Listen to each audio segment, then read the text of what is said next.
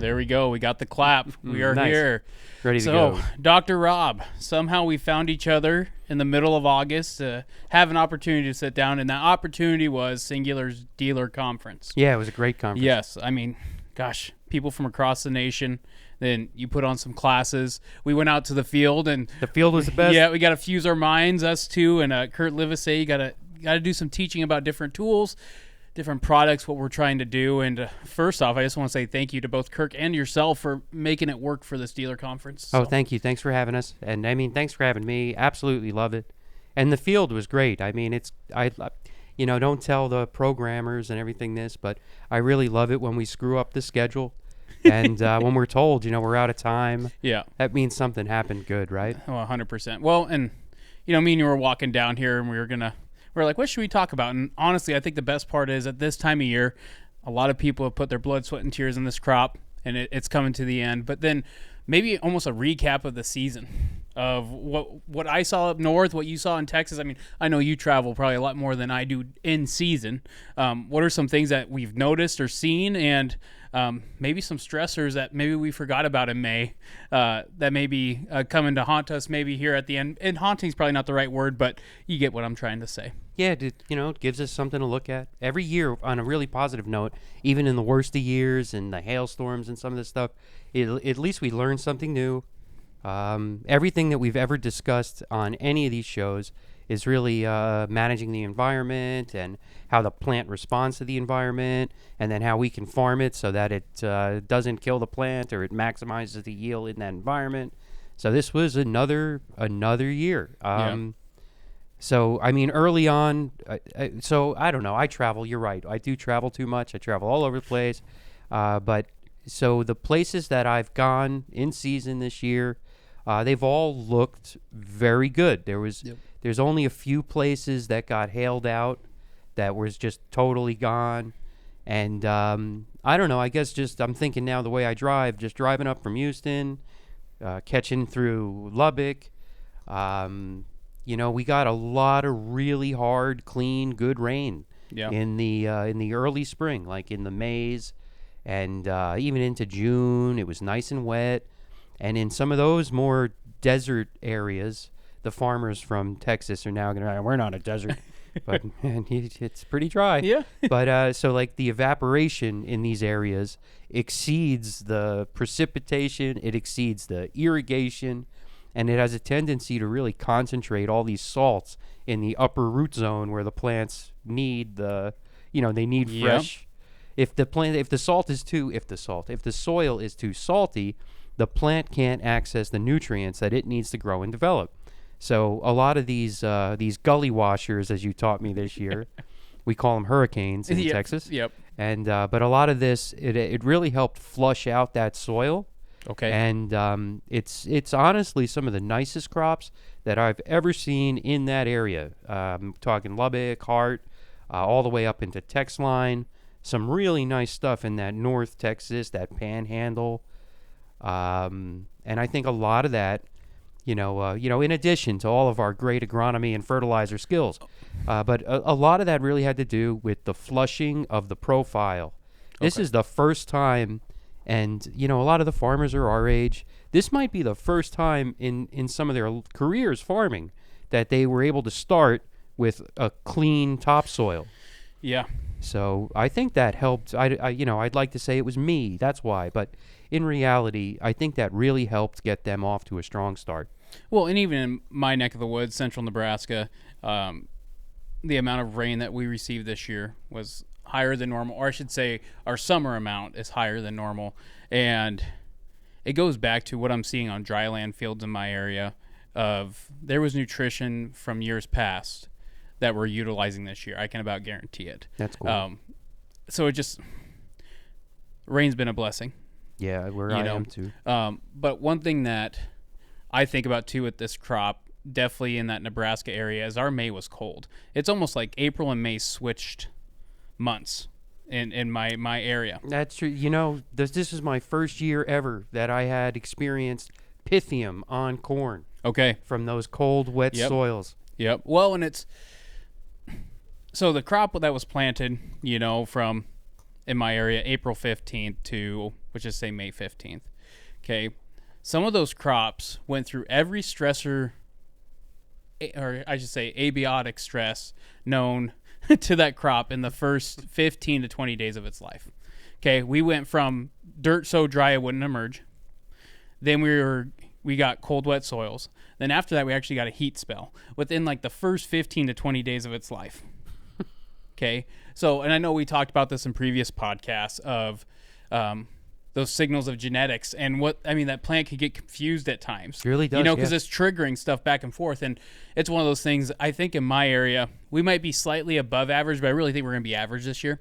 Okay. And it really comes back to the fact of what happened in May. Going back to what happened to that beginning, because even at the field day we talked about, if we were going to influence, the best ROI or that best influence happens at the very beginning. Yeah, absolutely. So, the same thing goes with weather. How was your weather in that beginning as well? And I just think that's something that we got to remember when we're going through or in the combine, and let's just say yields are right in our normal range or just slightly above APHs or whatever that is. What happened in May, what happened in June, what happened during those critical periods of influence, which we've talked about. What happened at that time? So when we get to this finish line, maybe it wasn't a product. Maybe it was we ran out of nitrogen because we had so much rain. All those other factors. Just, we can't forget about those pieces of the puzzle. And that's what I kind of wanted to present in this podcast is like, if you had the same May that we had, there were stressors that were expressed at that time. And the corn looks beautiful. I'm not going to disagree with you. We should be at least at par, if not slightly above par. Where I think bushels are going to be added in my local area is dryland. All right, guys, so we've got a website, singularagronomics.com. Check out the link in the description below. And we got all kinds of stuff on there. Oh, yes. We've got product. We've got merch. We've got newsletters, blogs, videos, links taking you places. The nerds they're always adding stuff to that page. So anyway, check it out. It's a great resource. We're working really diligently on consistently keeping that thing up to date. Well, yeah, and I would say, you said the link below. If you can't find that, just Google Singular Agronomics. It'll get you in the right direction. Yeah, you'll find us. So appreciate you guys. I could see that. A lot of the dry land, absolutely. Yep. Well, one of the things you're going on, and you're absolutely right. Like, so the problems that you see in the beginning of the season are going to be, they're going to be really expressed now. And we saw that, my whole trip up here, we saw that at the field day today. But yeah, I'm coming up dry land, coming up through Hillsboro, Kansas, and a lot of this stuff is trellised. You're trying to stop erosion. Yep. And you can see the zebra stripes on this corn from the places where the water sat versus where it was drier. You can see where the fertilizer washed. Yep. You can see where it's taller. We'll have these patches kind of in the off sides of the field where you see it sat in water. Yep. So along your comment that it's the dry land, I agree. I see the nicest corn on this road trip, at least, has been in generally the drier areas of the fields. Yep. So, I wouldn't be surprised if the dry land performed better. Well, and it's just a deal, too. Like, in my area, dryland APH is 120 to 140-ish probably. This year, they're probably a great opportunity to be at 170 plus because of additional fertility from the past getting utilized, but then also getting those key rains. In my area, we're not used to an inch rain just popping out of nowhere. Oh, no. And that happened this year. And another thing I saw this year, and it makes me understand more on the eastern corn belt, is that humidity factor. Usually we don't have this high of humidity.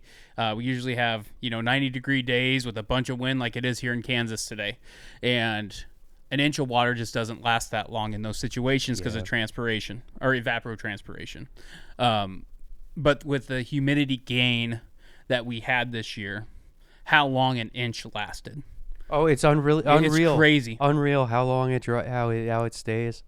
And then the first year too, I'm starting to see everybody talk about corn sweat. Yeah, who comes up with these names? But that's 100% true. Yep. You know, and I've never seen standing water, you know, just coming in from the west side of Kansas. You know, I've never seen ever standing water in these areas. And right now, all of the streams are full. Yes. There's still puddles in some of the fields, even out here where we are now, and I guess where we're right on the bottom of the Flint Hills. Yep. And good water. But that humidity, that's a double-edged sword. So I think where we're going to lose more yield this year, you know, in looking in the past and looking back, you know, we're going to have higher diseases, where some of these places and some of these farms we work on, you know, they've honestly never seen diseases. And now we are seeing different things. I've come across some SDS in night travels. Yep. Mostly in Minnesota, northern Nebraska, a little to that edge in South Dakota. I've seen some white mold in soybean where I've never seen it before. Yep. Particularly in some of these higher density soybean plantings. Yep. We saw some of that in that Broken Bow, Nebraska area. Yep.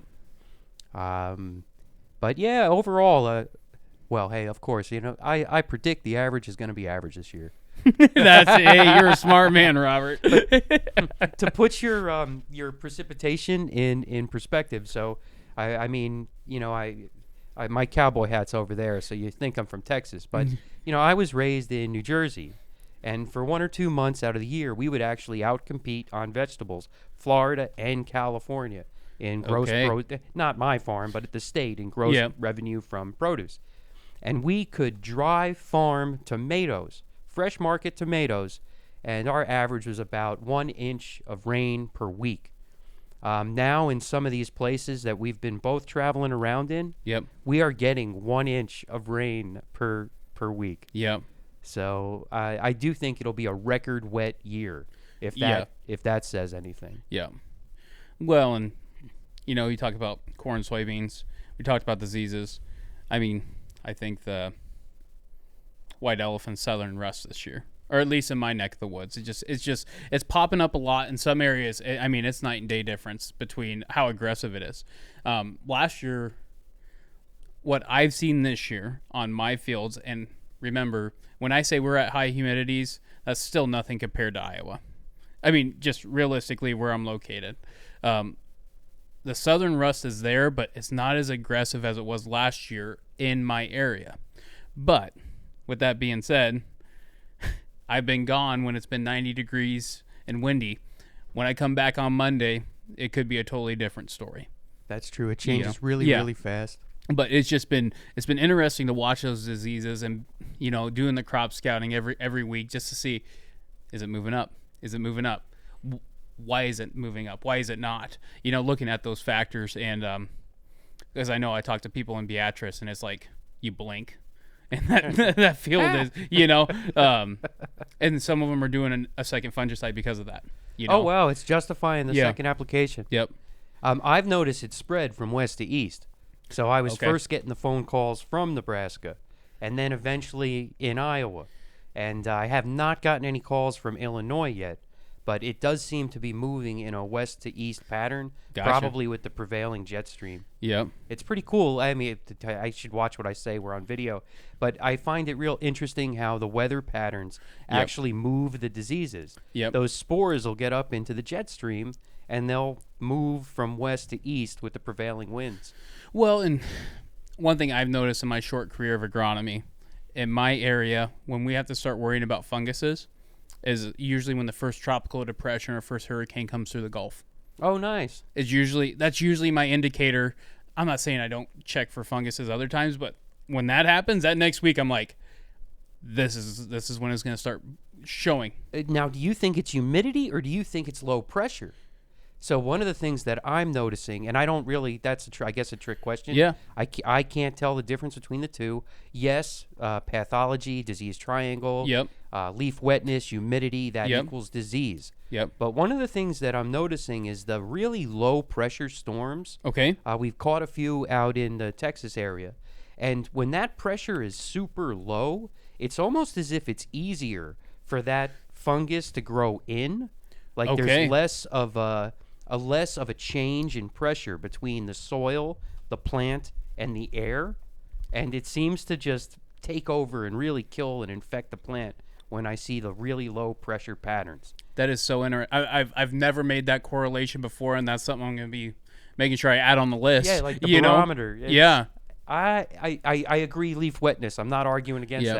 that. And it all increases leaf wetness. But I think the pressure has something to do with it too. Well, I even think of, and I guess where my head naturally went, you talked about the spores being in the jet stream, right? I was thinking the spores coming from south to north is what I was thinking with that hurricane system with those south winds. Because, I mean, that's when the southern rust started coming in, as we had a week of winds from the southeast. And I said, I think it's coming. If it's going to come, it's coming, you know. And we'll notice it more with different crops. Yeah. Like, so when they'll go and we get all this cane aphid, and it'll just take over this stuff that never has aphids. But sure enough, we know when they cut the cane down there, next thing you know, I got all of their bugs in my field. That was something worth talking about today. You know, we were in those Milo fields. Yeah. And, you know, we did see a little bit of aphids. We got to talk about high nitrates and all those cool things. Yep. But then I really never, I mean, I've seen predators in fields. But one of the cool things about that Milo is the diversity of predators. Yes. We saw the ladybugs and their little scorpion-looking larvae. Yeah. There were lace wings everywhere. We saw some predator wasps. So I was really, really excited to see that. Really good benefit. I guess I'm jumping around too much, but really good beneficial activity in today's field day. Yeah, well, and even looking at the aphid population, even back home, I mean, because of the overabundance of water, we've had a lot more nitrogen that was in the positive form that turned into the nitrate form. I mean, just Mother Nature doing its thing, right? So you have an overabundance of nitrate probably in that plant. It's just the honest truth, which helps trigger aphids. Mm-hmm. But how Mother Nature, I mean, from one week to the next, the ladybug population that shows up in that field, I mean, it's just crazy. It's just crazy how they'll go just hammer out aphids for you. So that really points out the benefits, and not just this year, but every year in us scouting. Yeah. You know, just monitoring the crops. We've saved, I mean, thousands of dollars just by monitoring, see what insects we have, see what diseases we have, and then making an informed decision. I bet you 50% of those acres would have just been broadly sprayed for aphids, and it was completely unnecessary. We saw the aphids disappear, you know, in a matter of days after we just, you know, we reduced some of that nitrate to amine nitrogen with different fertilizers. We saw the predators. We encouraged them. The weather pattern changed a little bit. Yep. So the plants were a little bit more productive and able to their enzymes to work a little better. So, yeah, no, I think waiting on that field was the right decision. Well, and it's just amazing, you know, in the vegetative stages, you know, going out there week by week, there's not a lot going on in the sense of that plant's doing its thing. It knows what it's doing. Oh, and it's You so know. fast. Yeah. But then you get to past that tassel stage, and it's like this whole book opens up, you know, of what's going on. Maybe there's certain signals getting sent, you know, source to sink. Is that relationship happening correctly? And that was something that was so refreshing for me at the dealer conference, was hearing you and Kurt and Jacob, our intern Jacob, Jacob's good. Yeah, I mean, just talking about these topics, refreshing us, rebooting some energy going into harvest here, you know, and like you said, sitting there and talking to the guys, just so, how should I say it, intentional with what they want to do and how they want to do it. Mm-hmm. But I think a lot of that comes from is the presentations in those classes that help spark those questions. You know? Oh, yeah. So, Well, it was a good setup the way it was. You know, first was more educational. We're talking to the theories behind the nutrients, the hormones, how the plants use them, talking about how it's not about the application over the field. It's about the targeted applications at the timing, you know, the physiological management of the crop stage, and then getting into the field. Like, my favorite part about this morning was this whole source to sink thing. That was really hard for everyone for me to teach. I'm not even going to pick on people. And it's just a hard topic. And that, you know, hours of questions talking about boron, molybdenum, and source to sink, right? Yep. And then you get into the field And Kurt, he had at first he did it with the nutrients, with the electrical conductivity, Yep. and showed how source to sink from high to low. And then you did it with the Brix meter Yep. and your innovative garlic press device. That's right. To get the sap out of these dry plants. Yeah. And sure enough, you see it going high to low, high to low. Yes. And I think when we left that field, there wasn't a single person that didn't understand source to sink management. After that, yes, and just That was cool. being in the field, how much can just be attributed to that. I really like the field, and it is so much easier in the classroom, but there is no substitute for that field. Yeah. Well, and even with Jacob's presentation, just going over the history of humics, fulvics, and different testing measures, just this world, and this is where I feel for farmers, it gets confusing fast, and there's an overload, to a sense. And I think you would agree that's what we're trying to do here at Singular is help.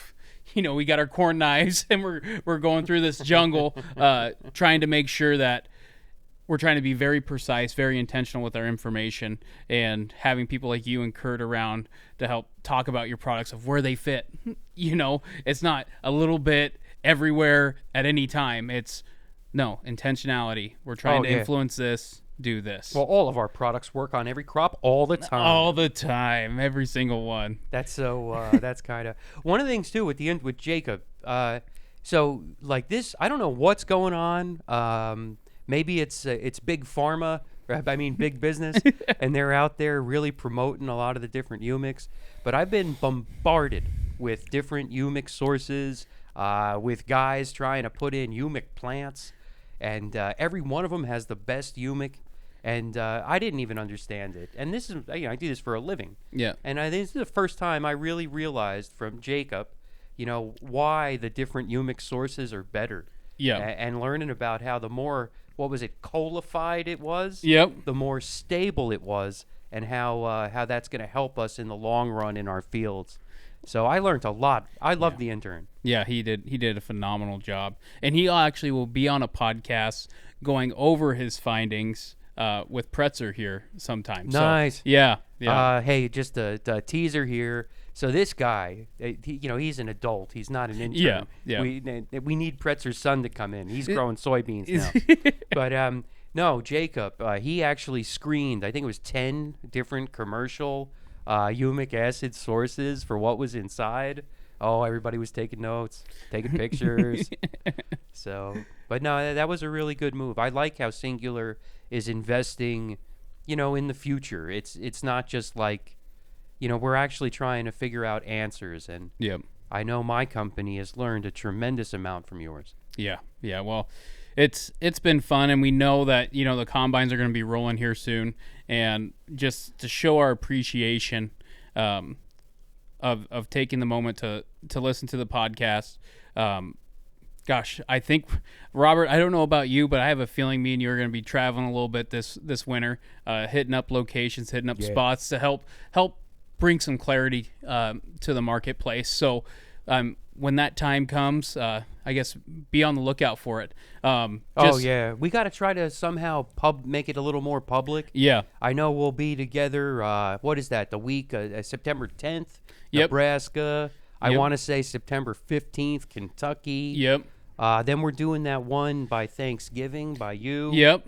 And then weren't we even doing one in central Iowa around Christmas? Why not? That's where I'm at, So I'm very excited for different trials that we're going to be doing, and we're not done with trials in my neck of the woods. I mean, we're planning on doing R4 applications. We're trying to do, and that's on soybeans, that's on corn, just seeing how we're changing stuff, and helping share those findings to everybody. But as those combines are rolling, everybody be safe. Absolutely. Take those extra moments. And Dr. Rob, again, thank you for being here. And we know there's more to come. It's gonna be fun. But no, thank you all so much, and happy harvest. Yeah, happy harvest. And when you're riding in those combines, I think that I learned more paying attention to the crop then than I do almost all season. Yep. So remember those good spots. Remember those bad spots. Why don't you even take some grain and go get one of those nutrient removal tests on it. Just to see. You know, because we're doing all sorts of tests now, and we should have a podcast about that. You know, I can go off of a soapbox on that one.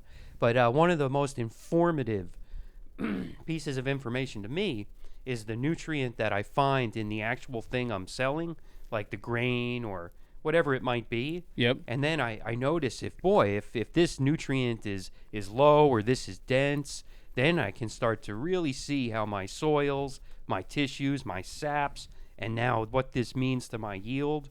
And I learned so much. But I have to second you. It's been a great year. The crops do look great. And yeah, be safe out there, and we'll see you in a town near you. Guys, thanks for watching the content so far. If you would like to see more, be sure to subscribe to our YouTube channel. We've got all the full-length podcasts, other video information, tutorials on there. Also on all the major podcast platforms and social media sites, Facebook, Instagram, TikTok, etc. So if you like this, go ahead and check more out on all those platforms.